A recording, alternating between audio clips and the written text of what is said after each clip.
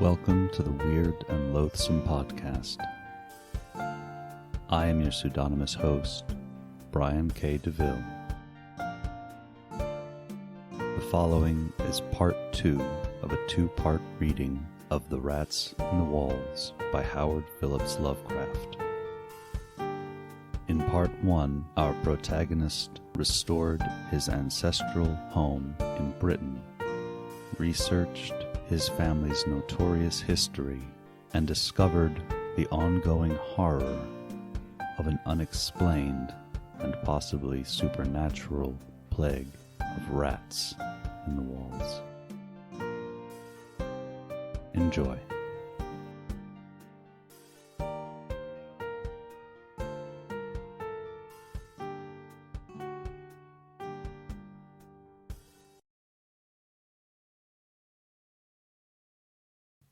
I now heard steps in the corridor, and in another moment 2 servants pushed open the massive door.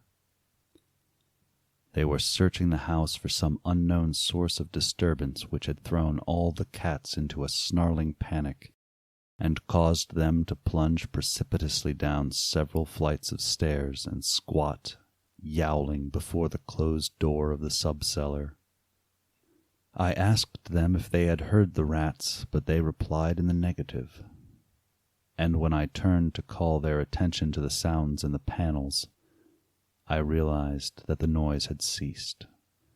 With the 2 men, I went down to the door of the subcellar, but found the cats already dispersed. Later I resolved to explore the crypt below, but for the present I merely made a round of the traps. All were sprung, yet all were tenantless. Satisfying myself that no one had heard the rats save the felines and me, I sat in my study till morning, thinking profoundly and recalling every scrap of legend I had unearthed concerning the building I inhabited. I slept some in the forenoon, leaning back in the one comfortable library chair which my medieval plan of furnishing could not banish. Later I telephoned to Captain Norris, who came over and helped me explore the subcellar. Absolutely nothing untoward was found, although we could not repress a thrill at the knowledge that this vault was built by Roman hands. Every low arch and massive pillar was Roman, not the debased Romanesque of the bungling Saxons, but the severe and harmonious classicism of the age of the Caesars. Indeed, the walls abounded with inscriptions familiar to the antiquarians who had repeatedly explored the place. Things like P. Jete, Prop, Temp, Dona, and L. Praex, Vis, Pontifi, Attis. The reference to Attis made me shiver, for I had read Catullus and knew something of the hideous rites of the Eastern god, whose worship was so mixed with that of Cybele. Norris and I, by the light of lanterns, tried to interpret the odd and nearly effaced designs on certain irregularly rectangular blocks of stone generally held to be altars, but could make nothing of them.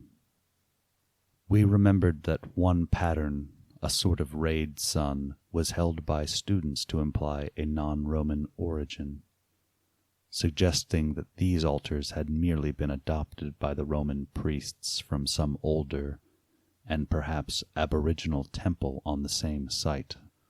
On one of these blocks were some brown stains which made me wonder. The largest, in the center of the room, had certain features on the upper surface which indicated its connection with fire, probably burnt offerings. Such were the sights in that crypt before whose door the cats had howled, and where Norris and I now determined to pass the night. Couches were brought down by the servants, who were told not to mind any nocturnal actions of the cats, and Blackman was admitted as much for help as for companionship. we decided to keep the great oak door, a modern replica with slits for ventilation, tightly closed, and with this attended to, we retired, lanterns still burning, to await whatever might occur. The vault was very deep in the foundations of the priory, and undoubtedly far down on the face of the beetling limestone cliff overlooking the waste valley. That it had been the goal of the scuffling and unexplainable rats I could not doubt, though why I could not tell. As we lay there expectantly, I found my vigil occasionally mixed with half-formed dreams from which the uneasy motions of the cat across my feet would rouse me. These dreams were not wholesome, but horribly like the one I had had the night before. I saw again the twilit grotto, and the swineherd with his unmentionable fungus beefs wallowing in filth, and as I looked at these things they seemed nearer and more distinct, so distinct that I could almost observe their features. Then I did observe the flabby features of one of them, and awaked with such a scream that Blackman started up, whilst Captain Norris, who had not slept, laughed considerably. Norris might have laughed more, or perhaps less, had he known what it was that made me scream, but I did not remember myself till later.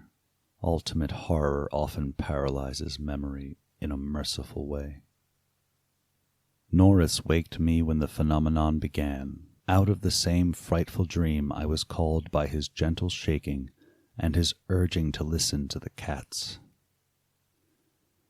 Indeed, there was much to listen to, for beyond the closed door at the head of the stone steps was a veritable nightmare of feline yelling and clawing, whilst Blackman, unmindful of his kindred outside, was running excitedly around the bare stone walls, in which I heard the same babble of scurrying rats that had troubled me the night before. An acute terror now rose within me, for here were anomalies which nothing normal could well explain. These rats, if not the creatures of a madness which I shared with the cats alone, must be burrowing and sliding in Roman walls I had thought to be of solid limestone blocks, unless perhaps the action of water through more than 17 centuries had eaten winding tunnels which rodent bodies had worn clear and ample. But even so, the spectral horror was no less, for if these were living vermin, why did not Norris hear their disgusting commotion? Why did he urge me to watch Blackman and listen to the cats outside? And why did he guess wildly and vaguely at what could have aroused them? By the time I had managed to tell him, as rationally as I could, what I thought I was hearing, my ears gave me the last fading impression of the scurrying, which had retreated still downward, far underneath this deepest of sub-cellars, till it seemed as if the whole cliff below were riddled with questing rats. Norris was not as skeptical as I had anticipated, but instead seemed profoundly moved.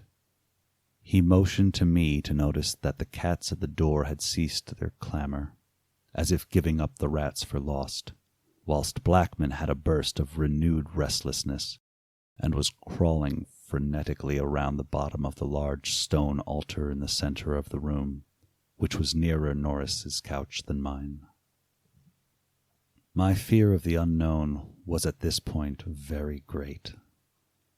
Something astounding had occurred, and I saw that Captain Norris, a younger, stouter, and presumably more naturally materialistic man, was affected fully as much as myself, perhaps because of his lifelong and intimate familiarity with local legend.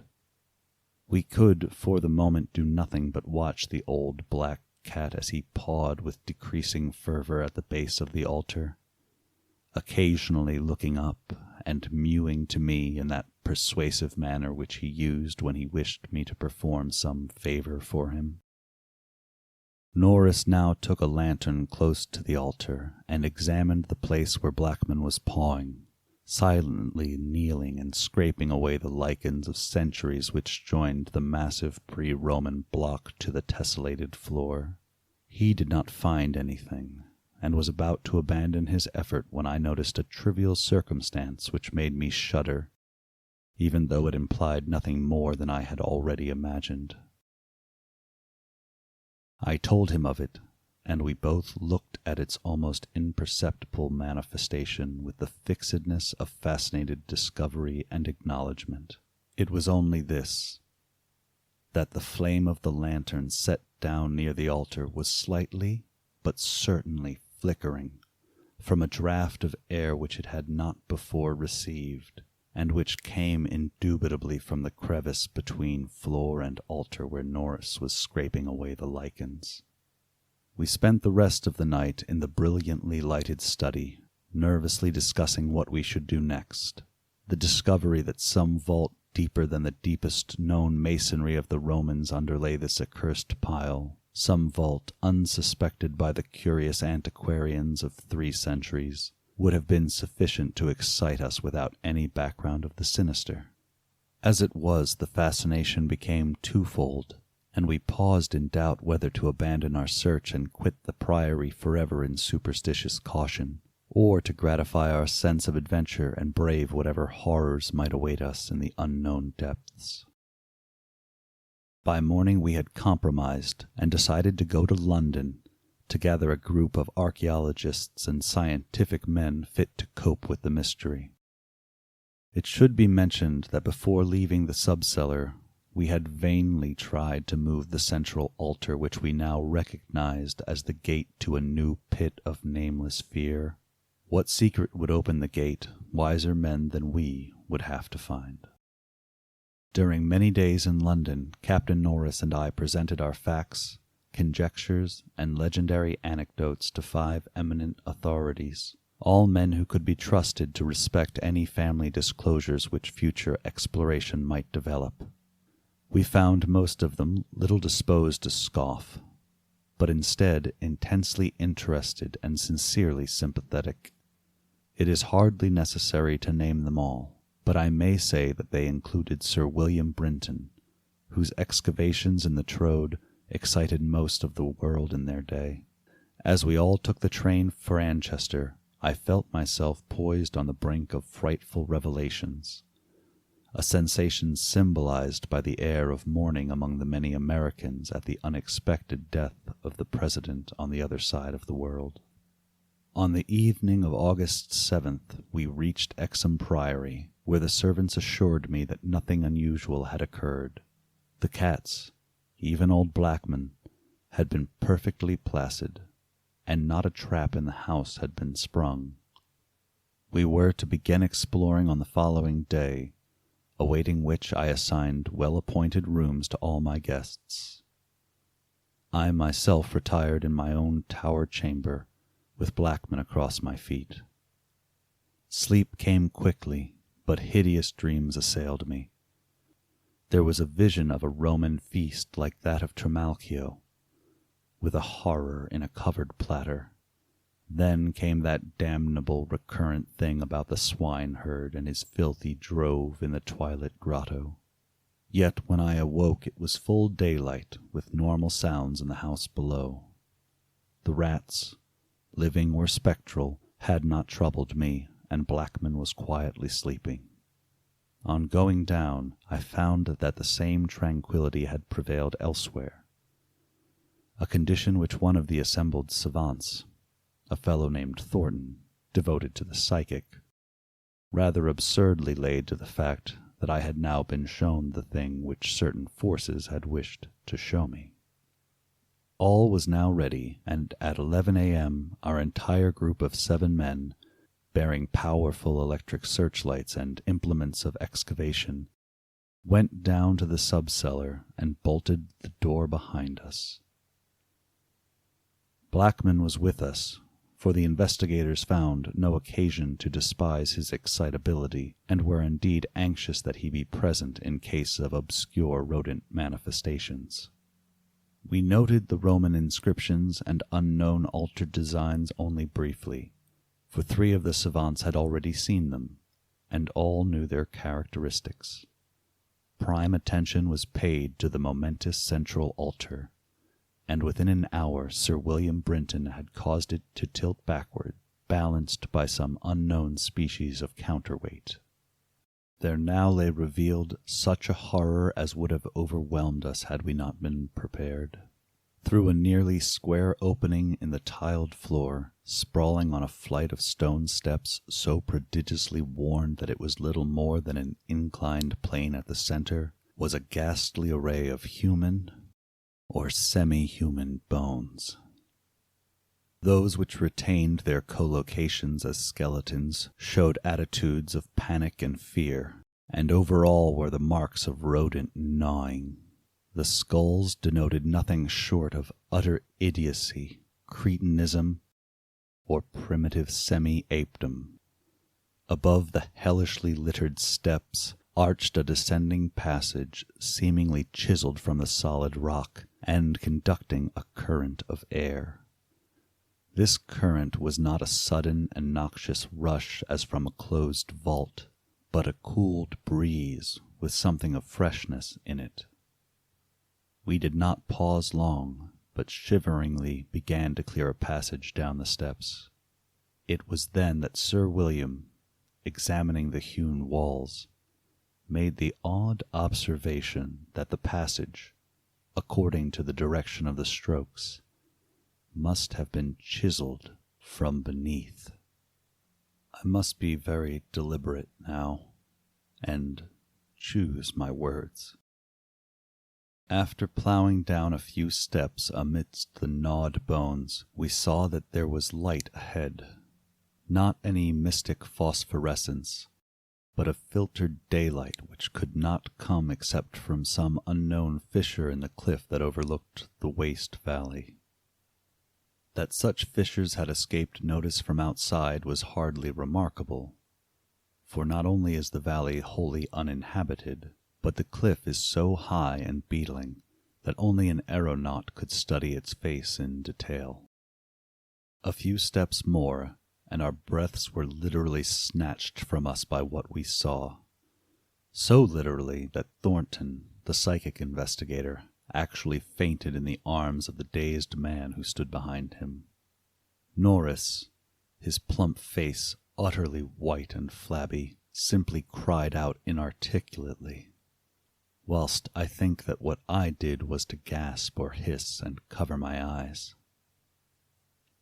The man behind me, the only one of the party older than I, croaked the hackneyed, "My God," in the most cracked voice I ever heard. Of 7 cultivated men, only Sir William Brinton retained his composure, a thing more to his credit because he led the party and must have seen the sight first. It was a twilit grotto of enormous height, stretching away farther than any eye could see, a subterraneous world of limitless mystery and horrible suggestion. There were buildings and other architectural remains. In one terrified glance I saw a weird pattern of tumuli, a savage circle of monoliths, a low domed Roman ruin, a sprawling Saxon pile, and an early English edifice of wood, but all these were dwarfed by the ghoulish spectacle presented by the general surface of the ground.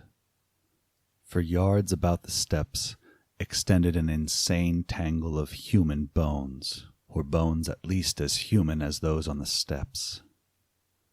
Like a foamy sea they stretched, some fallen apart, but others wholly or partly articulated as skeletons, these latter invariably in postures of demoniac frenzy, either fighting off some menace or clutching other forms with cannibal intent.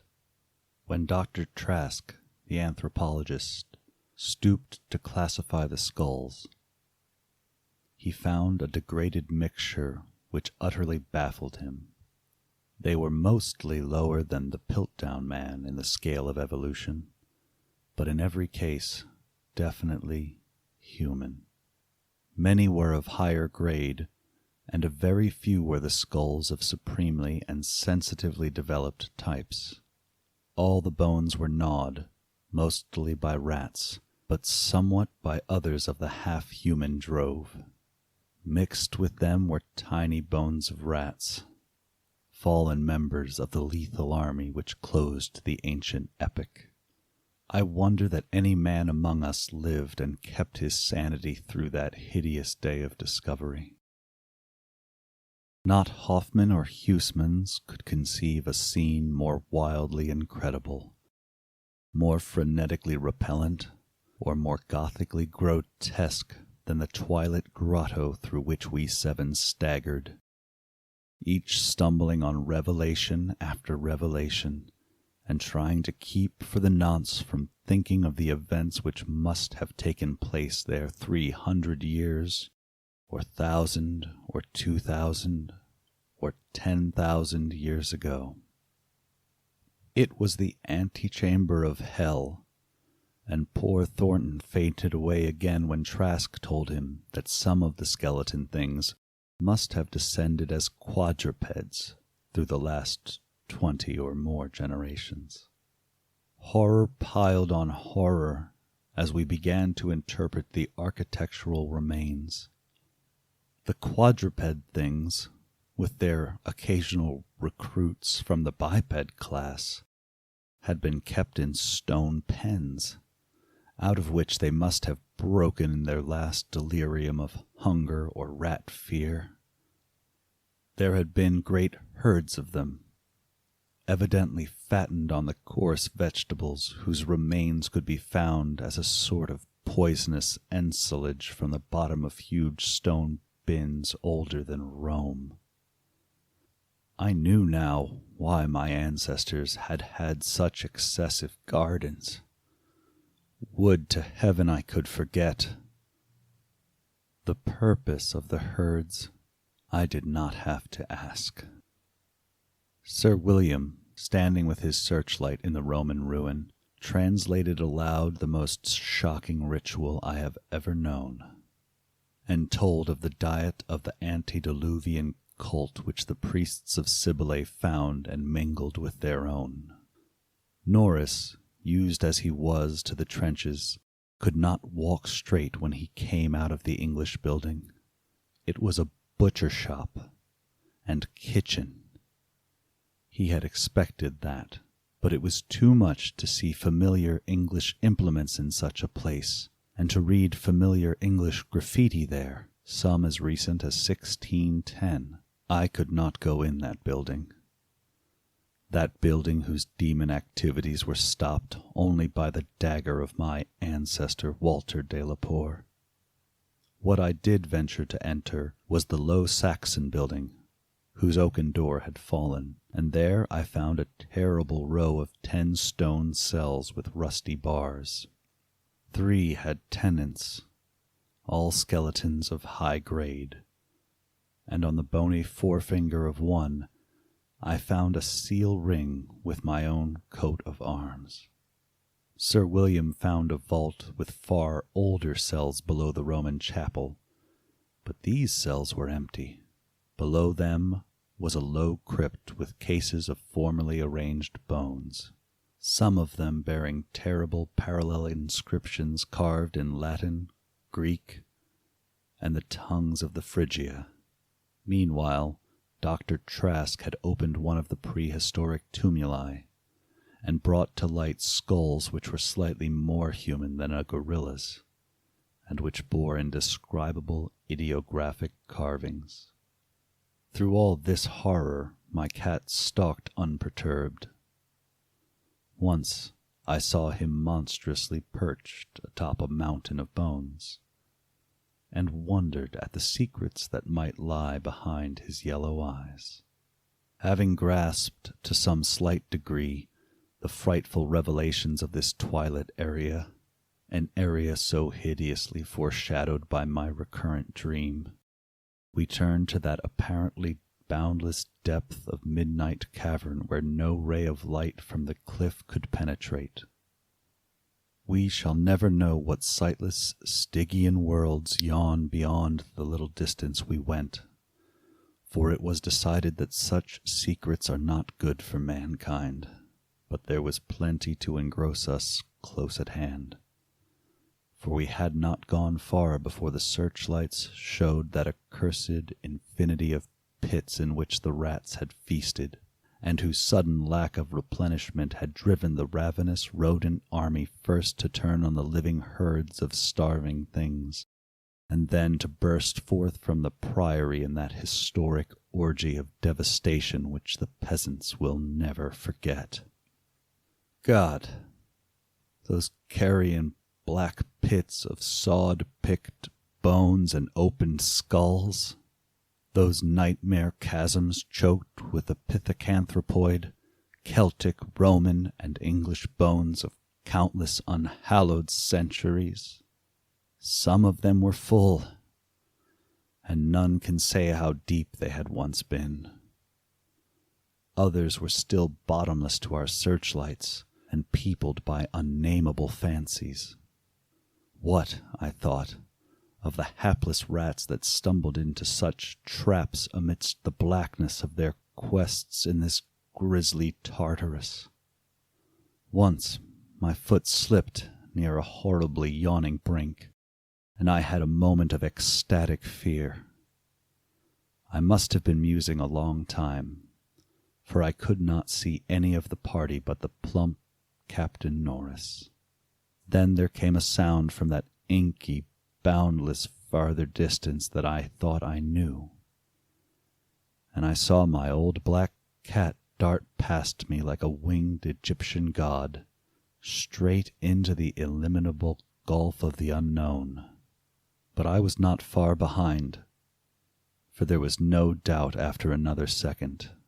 It was the eldritch scurrying of those fiend-born rats, always questing for new horrors, and determined to lead me on, even onto those grinning caverns of Earth's center, where Nyarlathotep, the mad, faceless god, howls blindly to the piping of two amorphous, idiot flute players.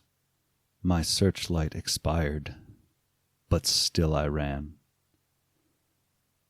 I heard voices and yowls and echoes, but above all there gently rose that impious, insidious scurrying, gently rising as a stiff, bloated corpse gently rises above an oily river that flows under endless onyx bridges to a black, putrid sea. Something bumped into me. Something soft and plump. It must have been the rats, the vicious, gelatinous, ravenous army that feast on the dead and the living. Why shouldn't rats eat a Delapoer as a Delapoer eats forbidden things? The war ate my boy, damn them all, and the Yanks ate Carfax with flames and burnt grandsire Delapoer and the secret. No, I tell you, I am not that demon swineherd in the Twilit Grotto. It was not Edward Norris's fat face on that flabby fungus thing who says I am a Delapoer. He lived, but my boy died. Shall a Norris hold the lands of a Delapoer? It's voodoo, I tell you, that spotted snake. Curse you, Thornton, I'll teach you to faint at what my family do. Sblood, thou stinkard, I'll learn you how to gust. Would you swink me likewise? Magna Mater,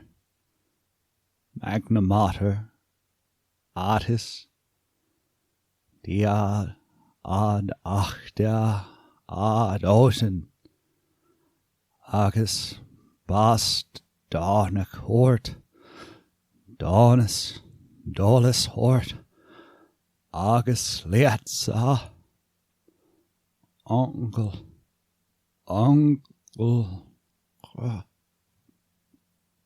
That is what they say, I said, when they found me in the blackness after 3 hours. Found me crouching in the blackness over the plump, half-eaten body of Captain Norris, with my own cat leaping and tearing at my throat. Now they have blown up Exham Priory, taken my Blackman away from me, and shut me into this barred room at Hanwell with fearful whispers about my heredity and experiences. Thornton is in the next room, but they prevent me from talking to him. They are trying, too, to suppress most of the facts concerning the Priory. When I speak of poor Norris, they accuse me of a hideous thing, but they must know that I did not do it.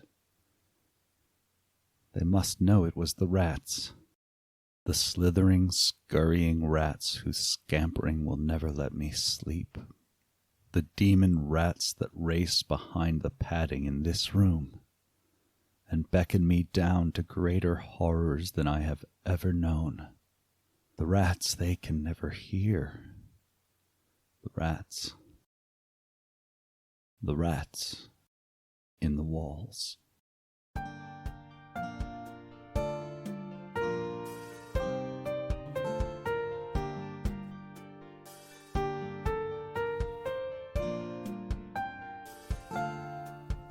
The preceding has been a recording in 2 parts of The Rats in the Walls by H.P. Lovecraft. The story was written in 1923 and first published in 1924. It is a well-crafted and haunting tale of family horror. It is also a story of class dichotomy in which the rich exploit the poor for their sustenance in a peculiarly literal and horrible way. It has the very Lovecraftian theme of one's inability to escape their own heritage, as well as the implicit warning not to delve into family secrets, which are best kept secret or forgotten. It also highlights the amount of research which is conducted by Lovecraft for his fiction, and it helps to bring a verisimilitude to the works. This is true of the historical research done by Lovecraft. The use of the cult of Cybele and Attis is a real-world example of a full-on orgiastic and ancient cult led by eunuch priests, which is a real-world example of just the sort of thing that Lovecraft projects into the modern day, really adds something to it, and shows that he was familiar with the archaeological understanding of the ancient Greek and pre-Roman religious practices as they were understood at his time. It also shows Lovecraft's interest in and research towards the current scientific consensus of the day. This is the second story by Lovecraft for the podcast, and it is the second story in a row which references Piltdown Man. The Piltdown Man was not shown to be a hoax until well after Lovecraft's death, and the discovery of the part human, part ape skull helped to confirm the modern scientific consensus and hugely racist notion of evolution's ascent from ape to man. Only very much later would careful excavation of non-human hominids help make it clear that it was bipedalism that evolved much earlier after our splint from a common ancestor of chimpanzees, and to lead to the understanding that modern humans did not descend or ascend from a direct lineage that came from creatures most closely resembling the morphology of the other great apes.